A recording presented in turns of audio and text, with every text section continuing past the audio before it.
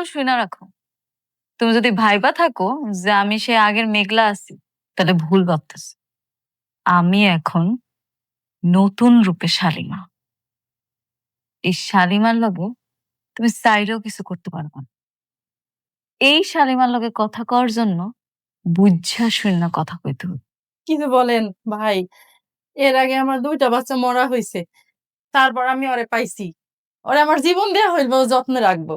যদি তোমার কথা কখনো সত্য হয় আর আমি যদি সবকিছু জানতে পারি যে এই কাজটা করেছেন, তার বুক চিরে কলিজা বের করে কোথা থেকে কোকের বিস্কিট এসে অফিসে সোফায় বসে আছে, তোমরা কি দেখো না? আপনারা কি দেখেন না কেউ? মা, আমরা কিন্তু ভিক্ষুক না, ভিক্ষা চাইতে আসি নাই। আমি হচ্ছে মেঘলার বাপ, আর এটা হচ্ছে মেঘলার মা। মেঘলাকে মেঘলা হচ্ছে গিয়ে এই যে এই কোম্পানির মালিক। শুনেছো এই ফকিন্নিদের কথা? ওদের মতো ফকিন্নিদের মেয়ে নাকি এই কোম্পানির মালিক। বুঝেছি, তোরা তো ভিক্ষা করতে আসছিস, টাকা না দিলে এখান থেকে যাবি না। এনে এনে 500 টাকা আর নে। এই 500 টাকা সারাদিন ভিক্ষা করলেও ইনকাম করতে পারবি না। এই 500 টাকা নিয়ে এখান থেকে ভাগ। আর কখনো যেন এই অফিসে তোদের দুজনের মুখ না দেখি। বের হ।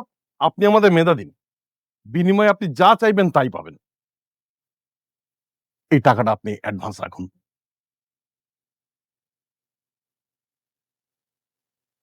ভুল বলছেন।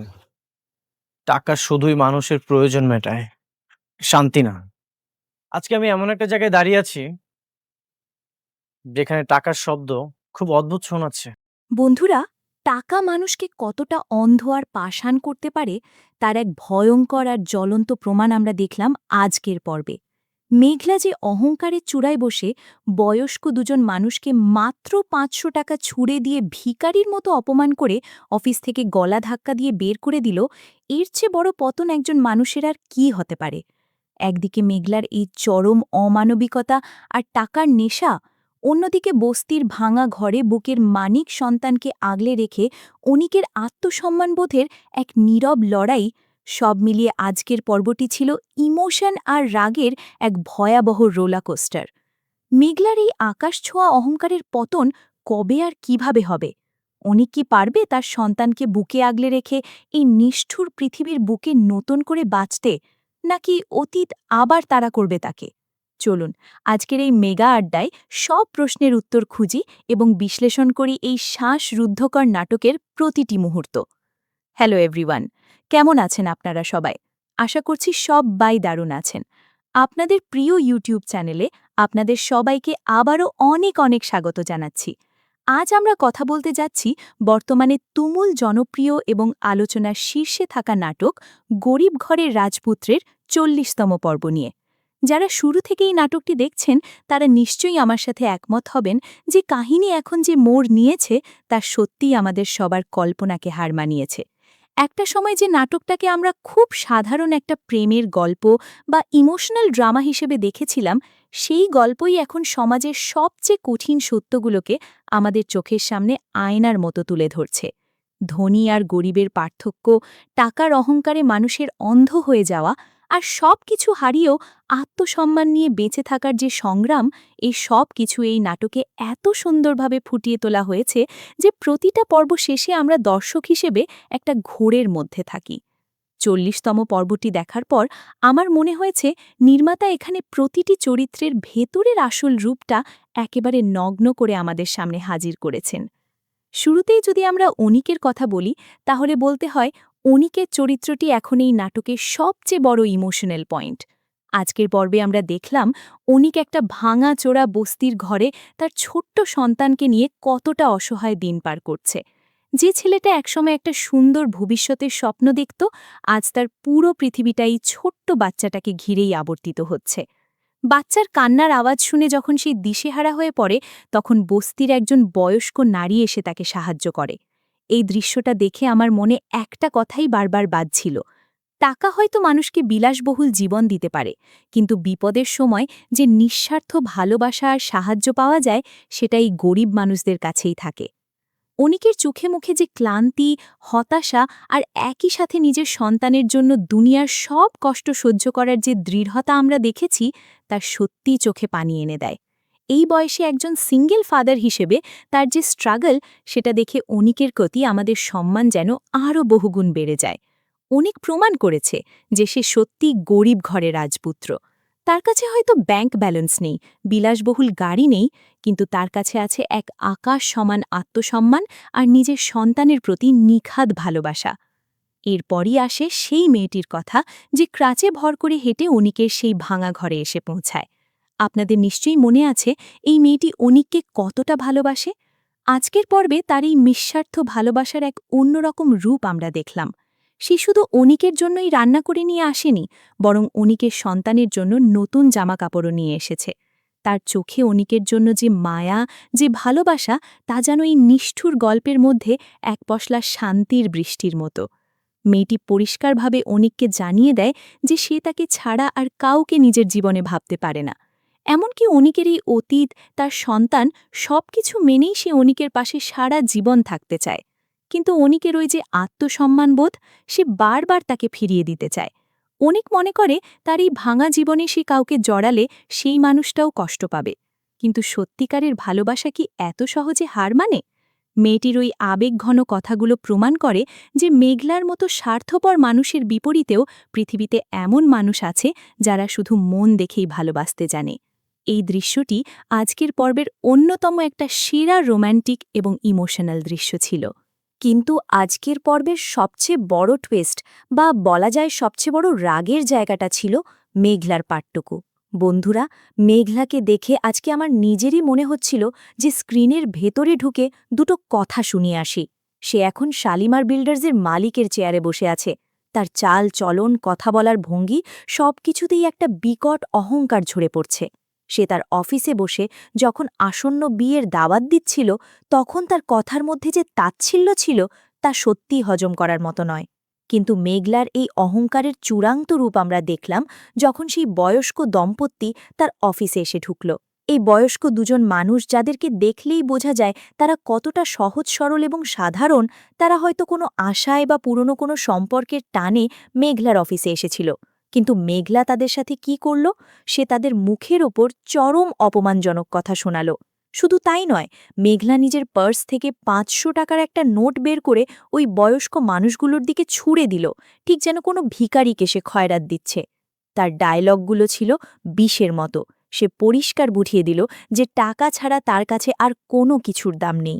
অতীত, সম্মান, বয়সের মর্যাদা, সবকিছুকেই সে টাকার কাছে বিক্রি করে দিয়েছে।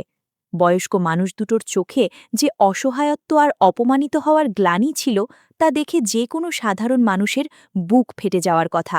মেঘলা শুধু তাদের অপমান করেই ক্ষান্ত হয়নি, সে দারোয়ানকে ডেকে এই বয়স্ক মানুষ দুটোকে আক্ষরিক অর্থেই ঘাড় ধাক্কা দিয়ে অফিস থেকে বের করে দিল। মেঘলার এই আচরণ দেখে একটা কথাই বারবার মনে হয়, পতন যখন ঘনিয়ে আসে, মানুষের অহংকার ঠিক এভাবেই আকাশ ছুঁয়ে যায়। মেঘলা এখন নিজেকে ধরা ছোঁয়ার বাইরে মনে করছে। তার মনে হচ্ছে টাকা দিয়ে সে পুরো দুনিয়া কিনে নিতে পারবে। কিন্তু প্রকৃতির একটা নিজস্ব বিচার আছে। আজকের পর্বে মেঘলা যেই বয়স্ক মানুষ দুটোকে অপমান করল, এটা শুধু কোনো সাধারণ অপমান নয়, এটা মেঘলার নিজের ধ্বংস ডেকে আনার প্রথম ধাপ। আপনারা যারা নিয়মিত নাটক দেখেন তারা খুব ভালো করে জানেন যে এরকম এক্সট্রিম নেগেটিভিটি যখন কোনো চরিত্র দেখায়, তখন তার পতনটা হয় সবচেয়ে ভয়ঙ্কর। মেঘলার এই অহংকার, এই নিষ্ঠুরতা আমাদের মনে তার প্রতি এতটাই ঘৃণা তৈরি করেছে যে আমরা এখন শুধু অপেক্ষা করছি কবে এই মেয়েটা তার কর্মের ফল ভোগ করবে। অন্যদিকে আজকের পর্বেই আমরা আরেকটা চমৎকার কন্ট্রাস্ট দেখতে পাই। একদিকে মেঘলা টাকার অহংকারে বয়স্ক মানুষদের ঘাড় ধাক্কা দিচ্ছে, আর অন্যদিকে অনিকের কাছে যখন স্যুট বুট পরা কিছু লোক এসে টাকার প্রলোভন দেখায়, তখন অনিক সেই টাকা সরাসরি প্রত্যাখ্যান করে।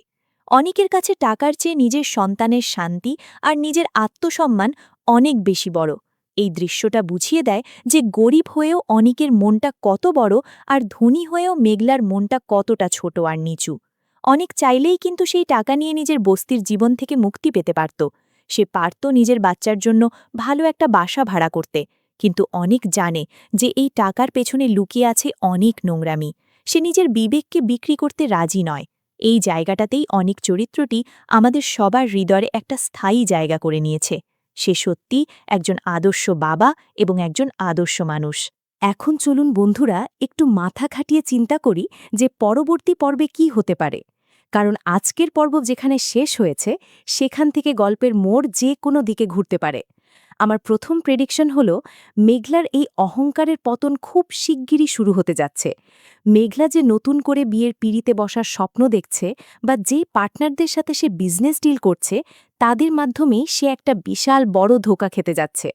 মেঘলার এই ওভার কনফিডেন্সটাই তার কাল হয়ে দাঁড়াবে। সে মনে করছে সে সবাইকে কন্ট্রোল করতে পারছে, কিন্তু আসলে সে এমন একটা ফাঁদে পা দিতে যাচ্ছে যেখানে তার ওই শালিমার বিল্ডার্সের চেয়ার, টাকা, গাড়ি সবকিছু এক নিমিষেই ধুলোয় মিশে যাবে। হয়তো এমন একটা সময় আসবে যখন মেঘলা নিজের ভুল বুঝতে পেরে সব হারিয়ে একদম রাস্তায় এসে দাঁড়াবে। দ্বিতীয় প্রেডিকশন হলো অনিক আর ওই ক্রাচওয়ালা মেয়েটির সম্পর্ক নিয়ে। মেয়েটি যেভাবে অনিকের পাশে এসে দাঁড়িয়েছে, অনিক হয়তো আর বেশি দিন তাকে ফিরিয়ে রাখতে পারবে না।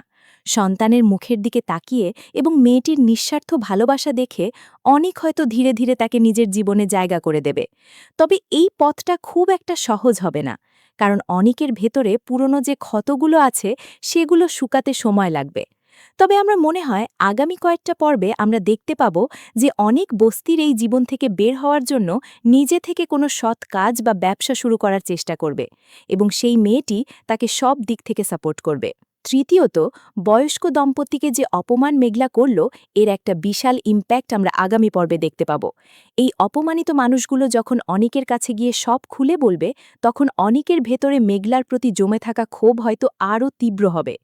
তবে অনিক মেঘলার মতো নিচু হয়ে কোনো প্রতিশোধ নেবে না, বরং অনিক নিজের সততা আর পরিশ্রম দিয়ে এমন একটা জায়গায় পৌঁছাবে যা দেখে মেঘলার চোখ কপালে উঠবে।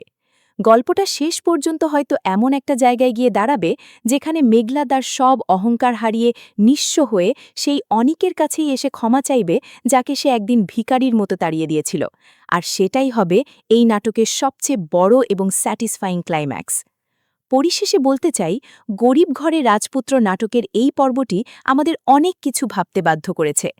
টাকা থাকলেই যে কেউ বড় মানুষ হয়ে যায় না, আর গরিব হলেই যে কেউ ছোট হয়ে যায় না, এই মেসেজটা এই পর্বের প্রতিটি ফ্রেমে ফুটে উঠেছে। মেঘলার অভিনয় এখানে এতটাই দুর্দান্ত ছিল যে তাকে আসলেই মন থেকে ঘৃণা করতে ইচ্ছে করে।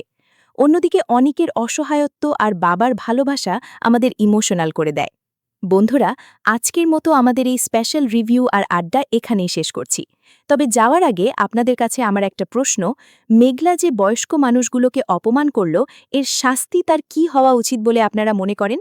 আর অনিক কি শেষ পর্যন্ত ওই মেয়েটির ভালোবাসা গ্রহণ করবে? আপনাদের যত ধরনের থিওরি আর প্রেডিকশন আছে সব ঝটপট কমেন্ট বক্সে লিখে ফেলুন। আমি আপনাদের সবার কমেন্ট পড়ার জন্য অধীর আগ্রহে অপেক্ষা করছি।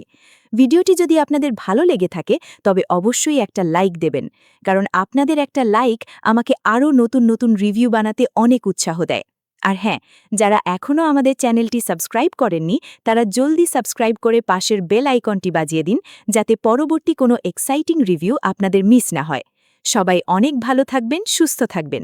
দেখা হচ্ছে খুব শিগগিরই নতুন কোনো ধামাকাদার এপিসোডের রিভিউ নিয়ে। টাটা।